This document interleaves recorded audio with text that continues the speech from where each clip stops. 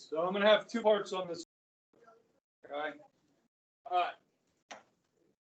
So first 100 days. Now, one of the things the first Congress does is it proposes the 20th Amendment. Okay. 20th Amendment is going to change the date of presidential inauguration. Okay. So this is known as the lame duck amendment.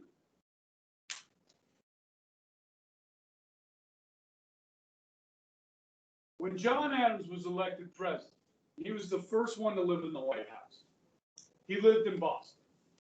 And so when he went to D.C., the District of Columbia, where the White House is, how did he get there? On a horse. No trains yet. So that takes time. Now he's going to have a cabinet too, right? And the first lady's going to move down there. His kids are going to move down there. It takes a while to transition from the old administration to the new administration. So the gap was the first Tuesday of November, first Tuesday after the first Monday in November on even numbered years every 4 years. Okay, which between November 3rd and November 8th, usually, somewhere in there. Okay, we're going to have the election, the 2nd and the 8th, I think. Okay, and so November, December, January, February, March 4th. So you've got about 4 months between the election and when they took office. So Roosevelt's going to be the last president inaugurated on March 4th. And the first president inaugurated on January 20th. Okay, they shortened that time period in the 1930s because now we have what? Cars and planes. Okay, now Congress, their lame duck session is shortened as well. So if say Joe Biden wins the presidency, okay, Donald Trump will be a lame duck from the day after the election until January 20th. Does that make sense? Those members of Congress that are leaving, or the Congress itself is a lame duck session, they, generally they're done with their business. And they wait for the new people to come. Okay? Although most of the time, the ones that run for re-election get re-elected. Okay? So, that's the 20th Amendment. Good? Okay, that'll be helpful for government class. All right, so like I said, Congress is ready to sign just about anything. Okay, so we're going to see action that first week. On March 9th, just 5 days after the president takes office, they're going to pass the Emergency Banking Act, otherwise known as the Bank Holiday. What's another name for the Emergency Banking Act?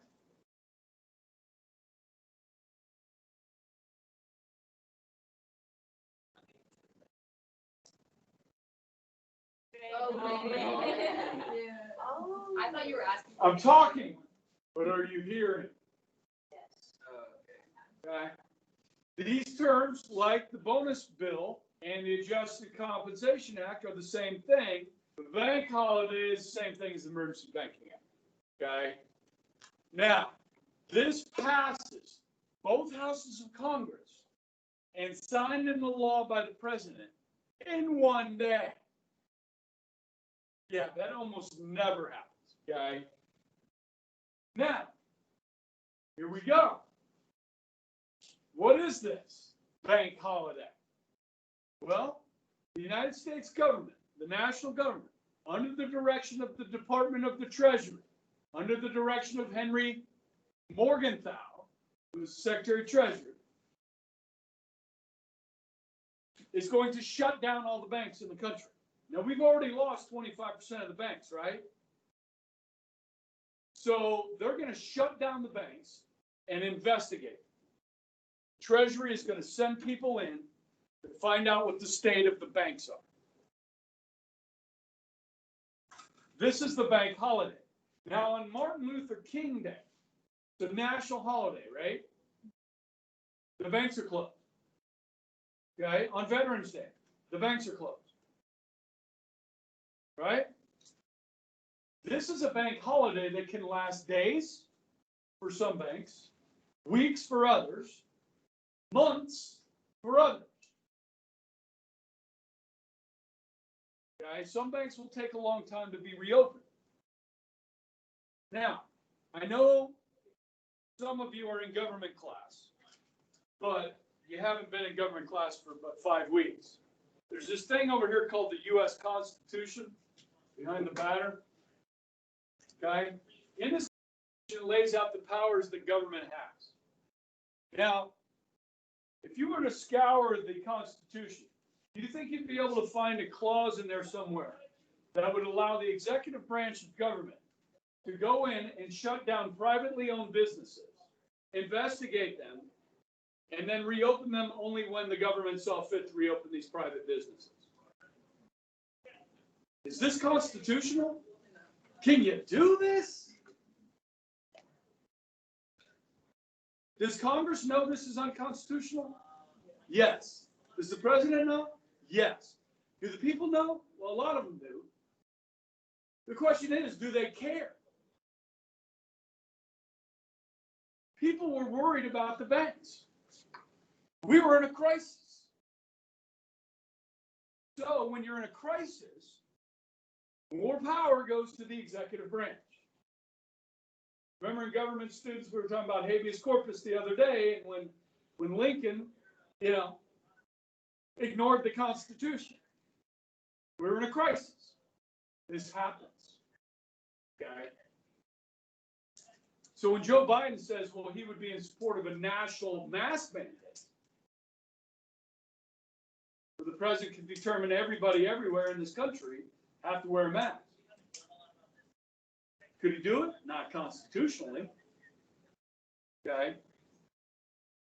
But, and I don't know if you guys heard, there's just not much news on COVID anymore, is there?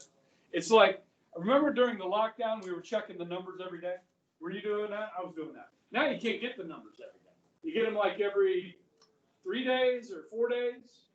And then you don't know how many cases are active or how many cases are new. You know what I mean? The numbers suck. I can't find anything out.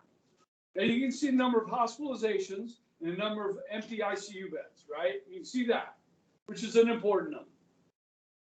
But what I heard on the radio this morning is worldwide, we're starting to see a massive increase again. Did you guys hear that? Okay. Sounds like the rest of the world's going to start catching up to us. Sorry, I didn't mean to get off the topic there. Okay. All right. But there's the relevance here, okay? This will not be the first unconstitutional thing we see, ladies and gentlemen.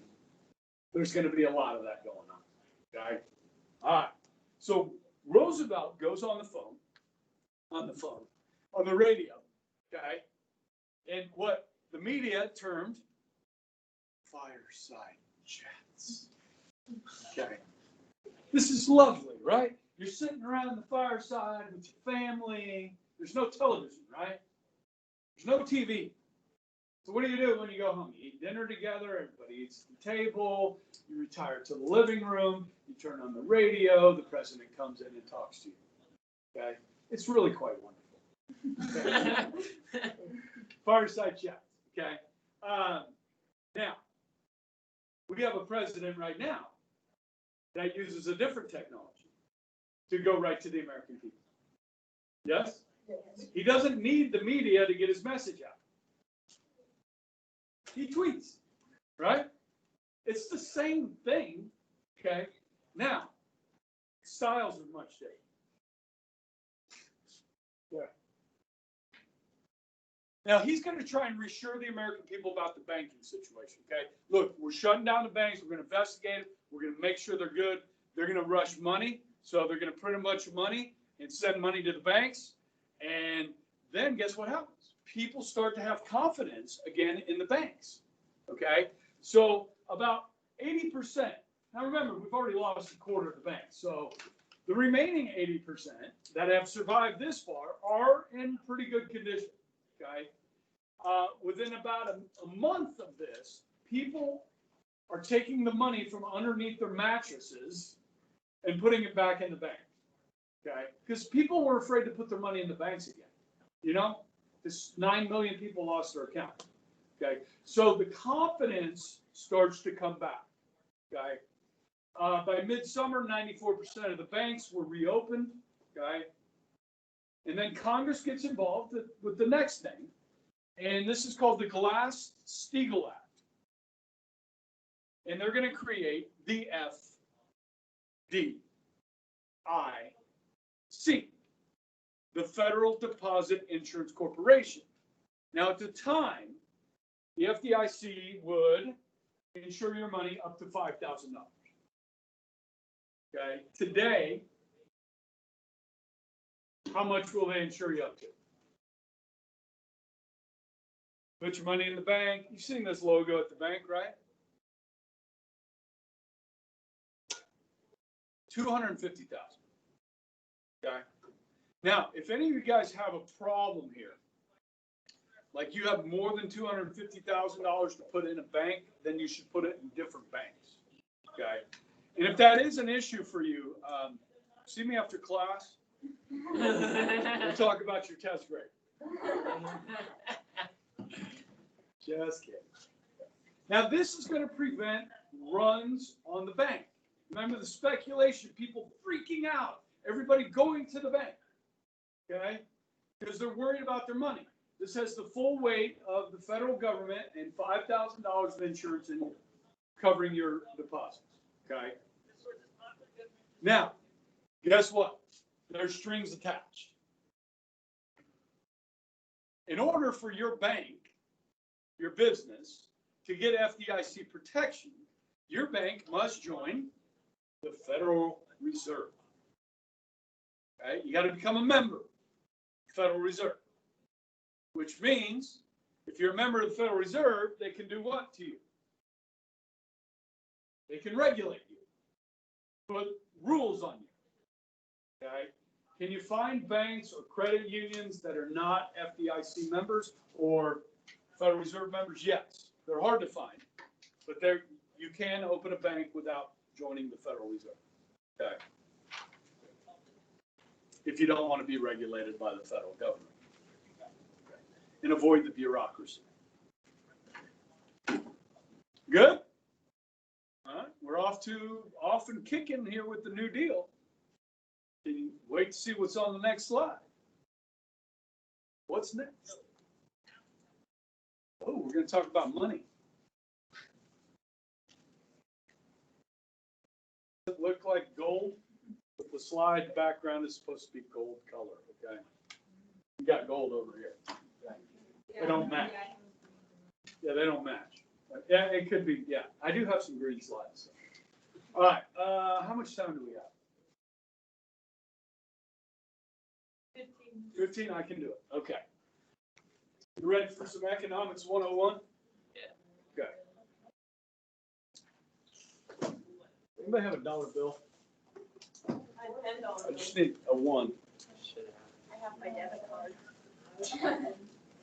I got one. Yeah. Oh, sorry. Well, that's a 10. Give me the one. The 10 you'll notice when it's missing. The one you might not. Okay. All right, I'll get to that in a second. You've all heard of inflation, right? Yes. Okay. So let's talk about deflation and inflation, okay? So with inflation, we know about this, right? Where things become more expensive, right? Prices go up, okay? So your dollar has less purchasing power when you have inflation, okay? So you've got wages, prices, demand, okay? And I'm gonna back out of this so we're not looking at this brutally yellow thing here, okay? Wages, prices, demand, okay? And then over here you have deflation. One of these is kind of good for the American people, and one of these is kind of bad, really bad for the American people, okay? So with inflation, we know about prices, right? Prices go up. Yes? Okay. Wages tend to go up as well during inflation. Demand tends to go up as well. Okay. So let me give you an example. A college education. There's a few places where we've seen a lot of inflation in this country. Healthcare and college tuition. Okay. Now with energy prices, sometimes you see inflation with that. Fortunately, in the last couple of years, we've really become energy independent. The United States has become the #1 producer of energy in the world. Okay, so we're not as reliant on foreign energy as much as we used to be. Okay, so inflation's kind of on that. Now, when it comes to college tuition, right, we see like double-digit growth in education costs. Okay, even annually. Okay, you see big jumps. Okay, so is there more demand for education than ever before? Right, more kids want to go to college. Right, so there's a higher demand. The prices are going up. Okay, and generally, when you see inflation, wages tend to rise as well. Okay, it's just the dollar is easier to get. The dollar has less value, but it's easier to get your hands on, as I will explain. Okay. Now with deflation, we see the opposite. We see wages come down, prices come down, demand come down. Okay. I can remember a couple Christmases ago when the economy was really struggling, and they were talking about how the shopping for Christmas season, like the numbers were way down. Okay. So demand was down. So what did they do? They dropped prices to try and increase demand. Okay. And wages were falling. Okay, so this is one, this is the other. Okay, now the next thing we want to look at is the value of the dollar. Okay, so during times of deflation, what happens to the value of the dollar?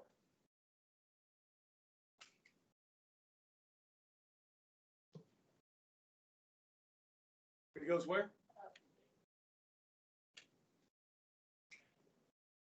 It goes down. Did I say deflation? It goes up. Okay. So now, is that a bad thing? You can buy more stuff with this than before. Is that bad? Not really a bad thing if you got a lot of them, right? But if you don't have a lot of these, you're not going to be able to buy anything anyway. Okay? So the reason why deflation is so bad for the United States of America is because we are a nation of debtors. We borrow money. Now, I don't know how many of you guys live in a house. Some of you may live in an apartment, I don't know. Okay? But if you live in a house, there's a chance that your parents borrowed money to buy that house. They got a mortgage. Okay? So when you borrow that money, and this is kind of follows along with the American dream, right? Home ownership, people borrowing money. Some people borrow money to buy cars, right? Those are the two big things. We buy cars and we buy houses. Okay, but sometimes you got to buy furniture. You buy it on credit too. Okay, so with deflation, let's say you borrow $100,000 to buy a house. Okay, and then deflation sets in. All right. So your wages begin to drop. And the value of your money starts to go up. Now you're having to pay these back. So your payment to the bank every month is $800 a month. So as you're paying off this $100,000, the value of each dollar you give back to the bank is more valuable than when you borrowed it. This is great for the bank. And because so many Americans owe so much, and we saw this in the 1920s, guys, right? People were buying cars on credit. They were getting loans to invest in the stock market. And now the money that they're having to pay back has more value when they borrowed it. So in this country, we would much rather have inflation, because now if you have inflation, you borrow $100,000 and there's more money because wages are going up, okay? The money you're paying back to the bank has less value than when you borrow it. It's easier to pay it back. You know what I mean? So it's the devil.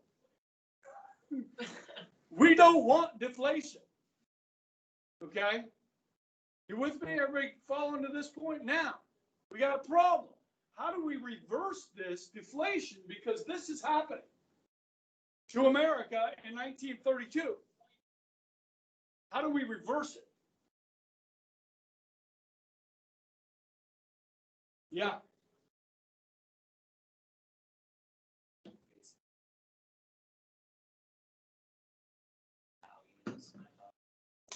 Okay. Try and keep businesses open and jobs. Anybody think of anything else how to reverse deflation? How do you create inflation to reverse deflation? Print more money. Problem.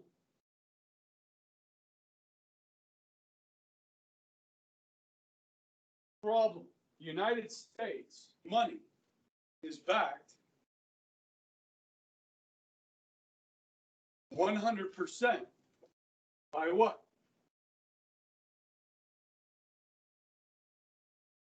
Gold. We are on the gold standard. So if you print more money, you have to replenish your reserves with more gold. There's a limited supply of gold on the planet. That's why it's valuable. Okay, same thing with diamonds. Okay, same thing with silver. It's a precious metal. Now, so they're going to have to change the system. Okay? Print more money, cause inflation. That way we can get prices and wages to rise. Okay. 35. Let me show you something real quick.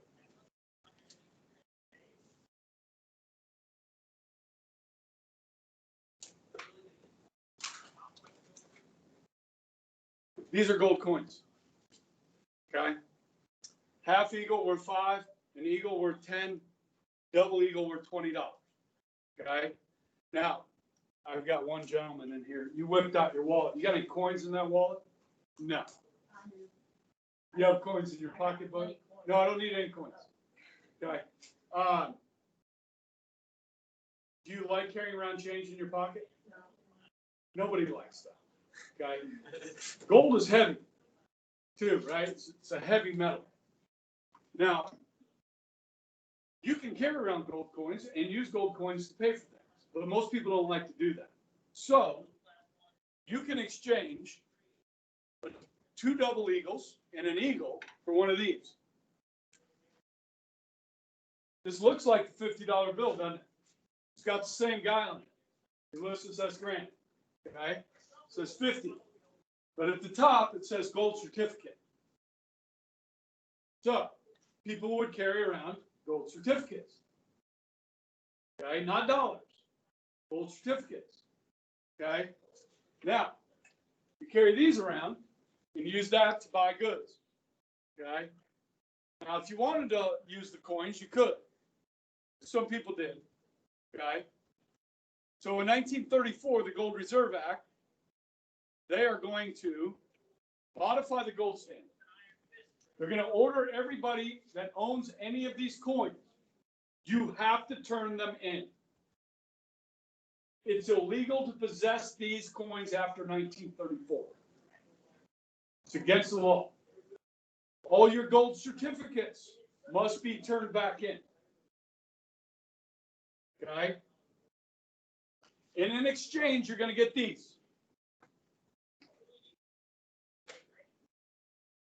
I don't know if you've looked at your money, but at the very top, it says Federal Reserve Note. Okay? So you turn in your gold and your gold certificates. You get these in exchange. Okay? And they're going to reduce the amount that gold backs up these up to 50%.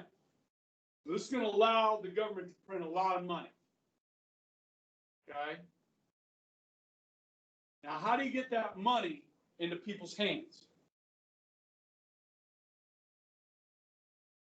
Using the banks. So the federal government reduces the interest rates to borrow money. Federal Reserve lowers the interest rates.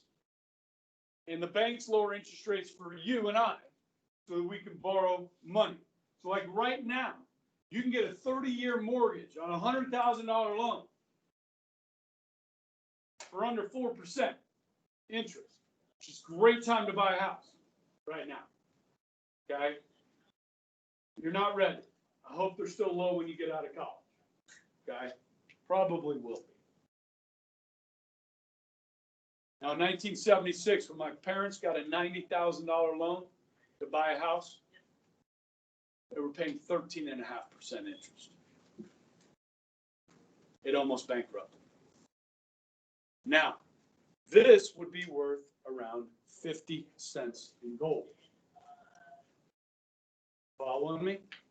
We're going to reduce the backing of gold on the dollar. Everybody follow me? Now, today, you got pretty long hair.